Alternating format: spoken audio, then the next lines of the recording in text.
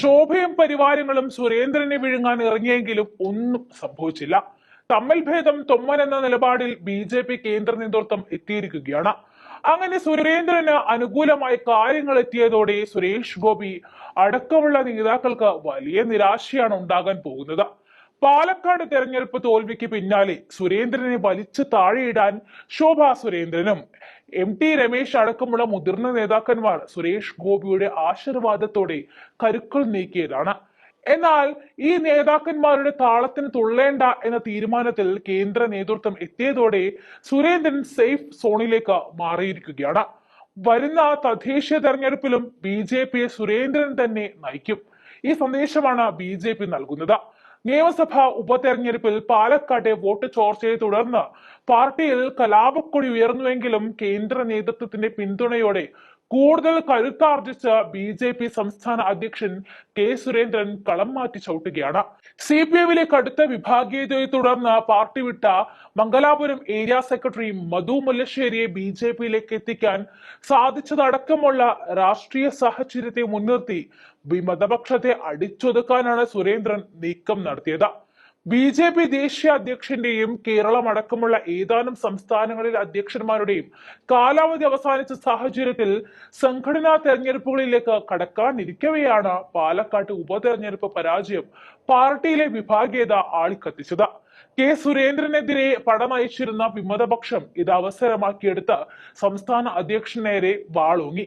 BJP. അധ്യക്ഷൻ സ്ഥാനത്തേക്ക് കണ്ണുവെച്ച് കാലങ്ങളായി കാത്തിരിക്കുന്ന ടി രമേശ്, ശോഭാ സുരേന്ദ്രൻ അടക്കമുള്ള നേതാക്കളും ഇതോടെ ശക്തമായി തന്നെ രംഗത്തേക്ക് വന്നു.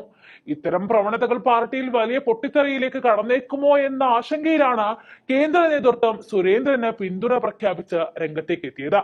ഉപതെരഞ്ഞെടുപ്പിലെ പരാജയം മാത്രം മുൻനിർത്തി സുരേന്ദ്രനെ അധ്യക്ഷ സ്ഥാനത്ത് നിന്നും മാറ്റില്ല എന്നും തദ്ദേശീയ തെരഞ്ഞെടുപ്പിലും പാർട്ടിയെ സുരേന്ദ്രൻ തന്നെ നയിക്കുമെന്നുമുള്ള വ്യക്തമായ സൂചന കേന്ദ്ര നേതൃത്വം നൽകിയതോടെയാണ് സുരേന്ദ്രന് ആശ്വാസമായത്.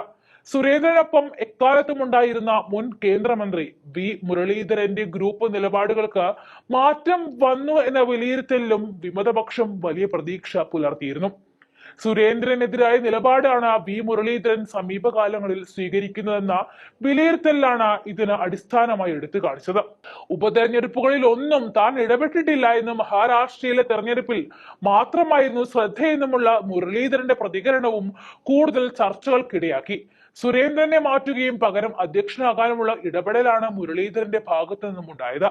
എന്നാൽ നേരത്തെ സംസ്ഥാന പ്രസിഡന്റായിരുന്നവരെ വരെ വീണ്ടും അവരോധിക്കാൻ കേന്ദ്ര നേതൃത്വത്തിന് താല്പര്യമില്ല എന്ന വിലയിരുത്തൽ ഈ സാധ്യതയും മങ്ങി.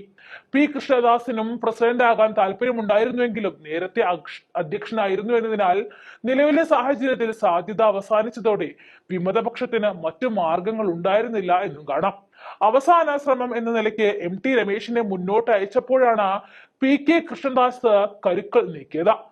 ഗോവ ഗവർണർ PS ശ്രീധരപിള്ള കാലാവധി പൂർത്തീകരിച്ച് തിരിച്ചു വരുന്ന സാഹചര്യത്തിൽ ബി.ജെ.പി. കേരള രാഷ്ട്രീയത്തിൽ വീണ്ടും മാറ്റങ്ങൾക്ക് തുടക്കമാകുമെന്നും അതിന്റെ ആദ്യപടിയായി സുരേന്ദ്രന്റെ പ്രസിഡന്റ് പദവി വെള്ളത്തിലാകുമെന്ന കണക്കുകൂട്ടലിൽ ഇരുന്ന ഒരു പറ്റം നേതാക്കളുടെ മോഹങ്ങൾ കൂടിയാണ് കരിഞ്ഞു വീണത്. വാഗൺ സ്പൈസസ് വാഗമണിലെ എല്ലാ ഒറിജിനൽ പ്രോഡക്ട്സും തിരുവനന്തപുരത്ത് ഒരു കുടക്കീഴിൽ ജ്യോതിപുരം ഫുഡ് സേഫ്റ്റി ഓഫീസിന്റെ മുൻവശത്ത് പ്രവർത്തനം ആരംഭിച്ചിരിക്കുന്നു.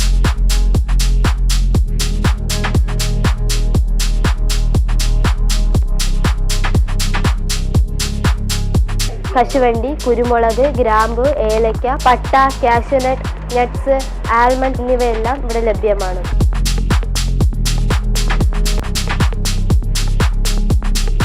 ബന്ധപ്പെടേണ്ട നമ്പർ 7994007599 അല്ലെങ്കിൽ 9656417599.